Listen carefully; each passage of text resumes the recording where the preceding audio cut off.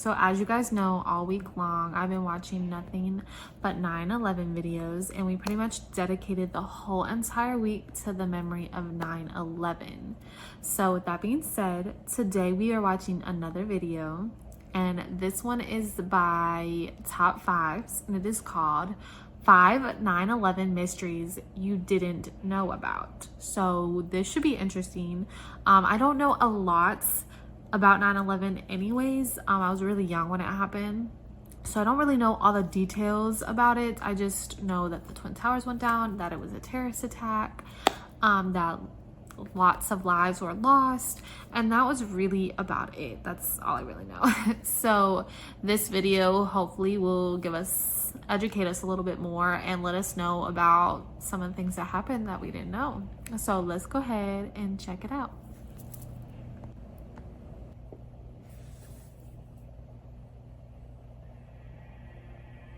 As part of our ongoing September series on 9/11 focused content, in this video we'll be talking about 9/11 mysteries that you didn't want to know about, because they will leave you with more questions than answers. Our heart goes out to all of those affected by 9/11 all those years ago, and those who are still affected by it to this very day.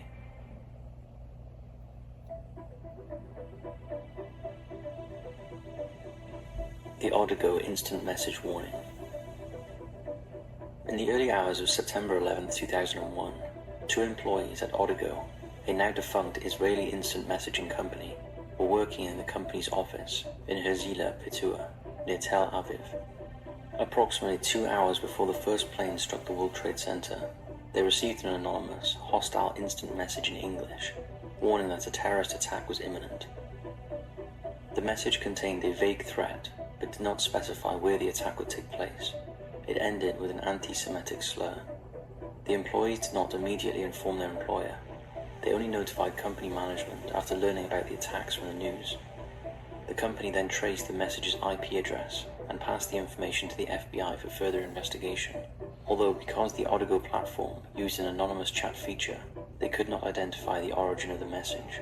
Although this incident was widely reported shortly after the attacks by outlets such as the Washington Post, Haaretz, and CNN, no solid evidence emerged to suggest that the message contained any actionable or specific advanced knowledge of the World Trade Center attack. Wow. Odigo's vice president for sales and marketing later emphasized that the message did not mention the United States or New York, and its connection to the events remained speculative and arguably coincidental.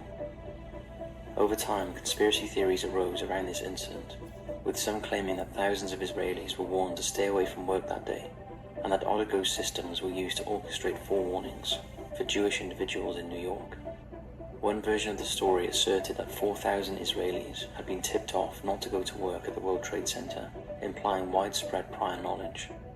Although many say that this premise conflated two separate, unrelated news stories, one involving the Odigo message to the two employees, while the other involved a report from the Jerusalem Post indicating that the Israeli Foreign Ministry had received the names of about 4,000 Israelis believed to have been near the World Trade Center or the Pentagon. However, this was not an alert to warn individuals. It was merely social reporting in the aftermath of the attacks. Reliable sources indicate that approximately 270 to 400 Jewish individuals died in the attacks, a number proportionate to the Jewish population in New York City, showing no unusual pattern. The 9/11 Commission report and related investigations found no factual basis for claims of advanced warnings targeting any specific group. So is this just a strange coincidence, or is there more to this story? Over time, the incident has been misrepresented in various conspiracies, but the truth is, the message was indeed sent, and the warning was given, but by whom is still unknown.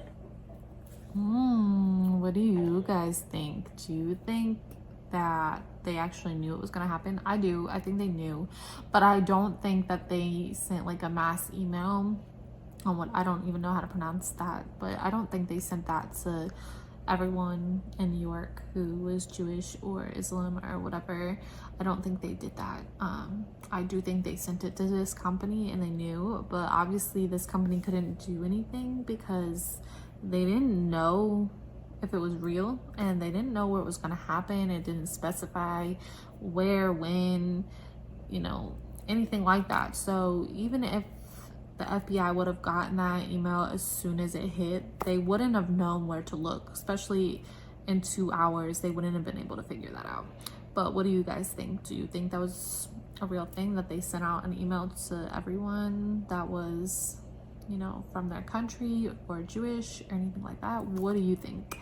Let me know down in the comments.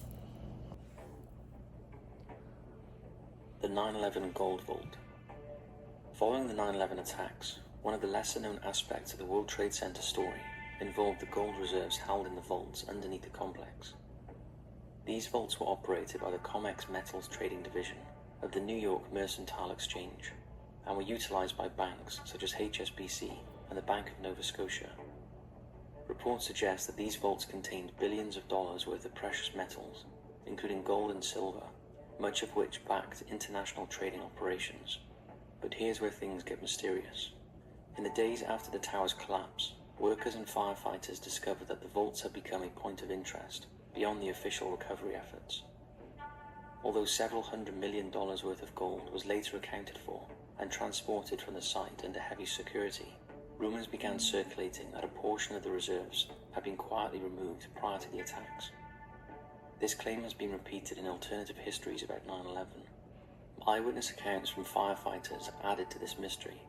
They reported abnormal signs around the entrance to one of the underground storage areas, describing scorch marks and what appeared to be evidence of cutting attempts on the vault doors in the aftermath of 9/11, damage that had not been visible prior to the building's collapse. Given that these vaults were designed to withstand extreme conditions, this raised unsettling questions about whether someone had attempted to force entry during the chaotic hours after the disaster, taking advantage of the confusion of Ground Zero. The official narrative states that the precious metals were recovered under supervision in late October 2001, when recovery crews escorted armored trucks carrying the bullion away from the site. However, lingering questions about missing gold, the timing of potential movements before the attacks, and the unexplained signs of attempted access after the collapse continue to fuel speculation. I didn't even know they had For many, gold the story of the under gold vaults the Twin beneath the World Towers. Trade I didn't know Center that. remains one of the enduring mysteries surrounding that day. Yeah, that's kind of crazy. I didn't know that. Did you? I don't really know what the Twin Towers Insider did, like what they trading. did inside. In the days leading up to the September 11, 2001 attacks, financial markets exhibited unusual trading activity that later prompted extensive investigation. Most attention was directed towards a significant increase in the volume of put options, which are financial instruments that profit when a stock price declines, placed on the stocks of United Airlines and American Airlines, the two carriers whose planes were hijacked. On September 6th, an unusually high number of put options were purchased for United Airlines, and on September 10th, a similar surge was observed in trades concerning American Airlines. Comparable patterns were also noted in companies significantly affected by the attacks, including major insurers and financial institutions such as Morgan Stanley and Merrill Lynch, both of which had offices in the World Trade Center. The unusual nature of these transactions quickly attracted scrutiny, and after the attacks, the Securities and Exchange Commission, in collaboration with the FBI and other agencies, initiated a sweeping investigation to determine whether the trades were connected to advance knowledge of the plot. Millions of transactions were analyzed, and brokers and traders were interviewed. The matter was later addressed in the official 9/11 Commission report. The investigations acknowledged that the trading volumes were indeed highly irregular, but they concluded that they were not linked to Al-Qaeda or individuals with prior knowledge of the attacks. I don't know. Instead, investigators traced the trades back to institutional investors and hedge funds with no connections to terrorism. Many of these investors were reportedly responding to broader market concerns and pessimistic analysis of the airline industry, which had already been under significant financial strain in the months preceding I September. don't know. Sounds kind of strange to me. Despite the official findings, many still argue that the systematic anomalies in the trading data are pronounced enough that they cannot be entirely dismissed as coincidence. I agree. Academic papers and market studies continue to debate whether these patterns align with normal trading behavior, and critics of the investigations have suggested that the inquiries lacked transparency. Nevertheless, no evidence has ever been presented that directly links the pre-9/11 trades to the terrorist network behind the attacks. They might not have The been a unusual part of it, trading but they is might have undeniable, known. and its I don't implications know. remain debated. there might have been like rumors going around, so they might have known. The vanishing black boxes. The fate of the black boxes from the 2 planes that struck the Twin Towers remains one of the many unresolved mysteries of that day. Official investigations concluded that no usable flight data recorders were recovered from American Airlines Flight 11 or United Airlines Flight 175 at Ground Zero. The FBI confirmed this position, stating that if any fragments had been found, they were too damaged to be of value. This explanation has always been met with some skepticism, as black boxes are specifically designed to endure catastrophic impacts at extreme heat. In contrast, recorders from other 9/11 crash sites, such as Shanksville, Pennsylvania, and the Pentagon, were successfully recovered. Despite the official account, a different narrative has emerged among some of the people who worked in the wreckage. Several firefighters and recovery workers later testified that they found black boxes at Ground Zero and turned them over to federal agents. According to these accounts, the devices were removed quickly and no further information was provided about them. Such testimonies directly contradict the official line, and while it's possible that what was found was misidentified debris, those who handled the objects believe that they were flight recorders. It's no surprise that this discrepancy has fueled speculation for many years. One possibility is that the recorders were so badly destroyed in the collapses that only fragments remained, leading to confusion during the recovery efforts about complete boxes being found. Another possibility, favoured by those skeptical of the official version, is that the recorders were indeed recovered intact, but withheld from the public for reasons that remain unclear. Could be. If this is the case, it raises difficult questions about what information might have been contained in those boxes, and why authorities might choose to suppress that information. 2 decades later, the truth still remains elusive. No photographs, logs, or official acknowledgements have surfaced to confirm the firefighters' claims, and government agencies have maintained their position that no usable black boxes from the Twin Towers were ever recovered. What lingers is simply a story caught between conflicting testimonies and official silence. Whether they were destroyed in the collapse or quietly taken away, the missing black boxes serve as a reminder of how much about that day remains out of reach, and why 9/11 continues to generate questions that may never be fully answered. I don't know. What do you think about that? At first, before they said that firefighters have testified to finding them, I was like, yeah, that's completely understandable that the black boxes would be destroyed or even just not able to be found in the wreckage, because I don't see how you found anything and all that. So I would have believed all that. But then with the firefighters saying that they found them and that they turned them in, I don't see how they could have mistakenly thought they were something else, because those obviously, I never knew what they looked like before, but those black boxes are obviously black boxes. You would know what they were if you know, they're big and orange. So there's no like denying that that wasn't them. So then there's the question of, I don't know what these firefighters thought they found, or if maybe the footage was just really damaged based on the situation, because as we can see, you know, 9/11 was crazy. Like, everything is shattered, there's so much stuff. I could understand if they weren't able to find them. I also could understand if they were damaged to the point where you couldn't physically see anything, and that would make sense since the other planes, they were able to find their black boxes, because it wasn't as devastating as the Twin Towers accident. Well, not accident, attack. It wasn't as devastating, so their black boxes were obviously, you were obviously able to find them. Gosh, I keep like getting tongue-tied. So forgive me, but where was I? So I don't know. I could believe it to an extent. I also could believe, you know, that the government took them and didn't want people to see what was on them. I could believe that as well, because we know how America is. We know how our government is. And I like a good conspiracy theorist as well, a good conspiracy story. So I like all that as well. But I do understand, because the incident was very bad. The attack was very bad, and they have the black boxes from the other 2 planes that weren't as bad. So I could believe it, you know? What do you guys think about it though? Let me know down in the comment section. Let's get back into it. Number 1, the last one, guys. The 5 dancing Israelis. In the aftermath of the attacks, Oh, they covered 5 their face. Israeli nationals were detained in New Jersey after witnesses reported seeing them on the roof of a van, filming the burning World Trade Center towers and appearing to celebrate. A woman who observed them from her apartment later told investigators that their behavior seemed strange, noting that they looked happy rather than shocked. Authorities quickly traced the van to a company called Urban Moving Systems, a moving business based in New Jersey and owned by an Israeli named Dominic Sutter. Later that day, police stopped the van near Giant Stadium and detained the 5 men at gunpoint.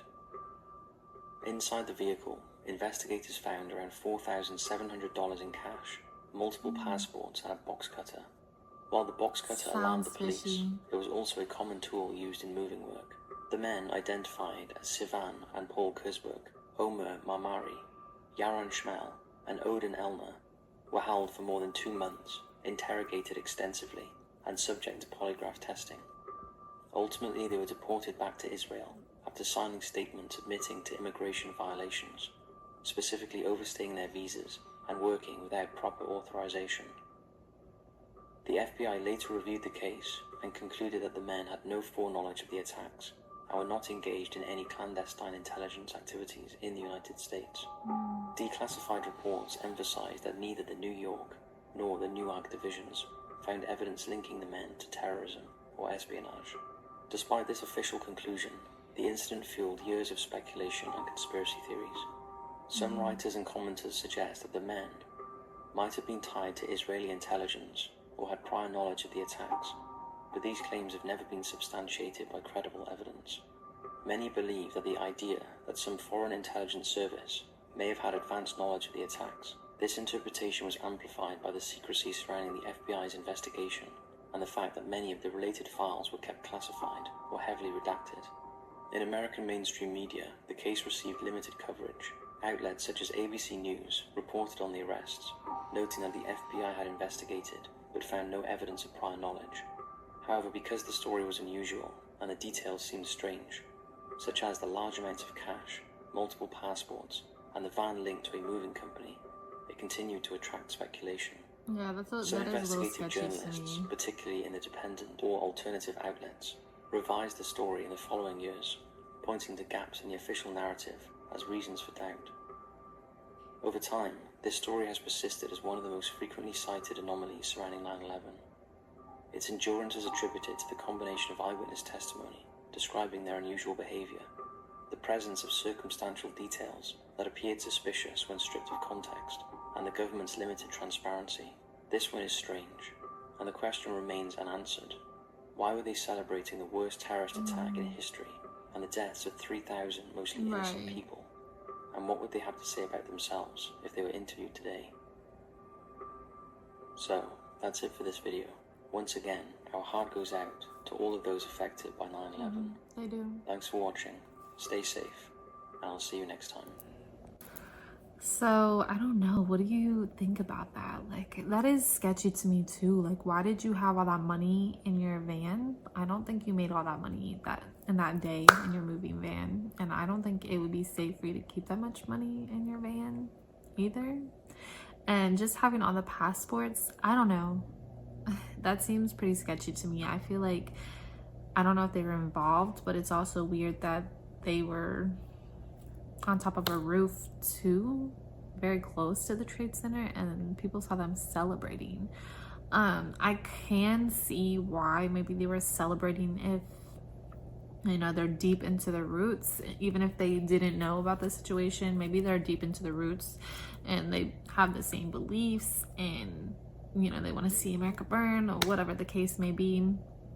I'm not sure what the reason why they did this in the first place, like what the reason of this attack was, but maybe they were for all of that, you know, the destruction and everything like that. That doesn't always mean that they were a part of it. But I do think they were for it. They were excited about it. They were happy it happened. I'm sure they probably heard about it. They probably had family back home that knew about it and maybe told them, and that's why they were where they were. But the whole passports and money thing, I think they were aware that it was gonna happen, and maybe they had all that stuff even though they weren't involved. Maybe they had all that stuff just in case, and knowing what they knew that they would have to get out of America or something on those lines. I don't know. I think that was a little strange. Let me know what you think though down in the comments below. Let me know what you think about it. And I want to thank you guys so much for watching. Again, this was 5 9/11 mysteries you didn't know about, and this was by Top Fives. So make sure you check them out as well and support them as well as me by liking, subscribing, and hitting that notification bell for more content. And again, thank you guys so much for watching and tuning in to the memory of 9/11. And I will talk to you guys soon. Bye.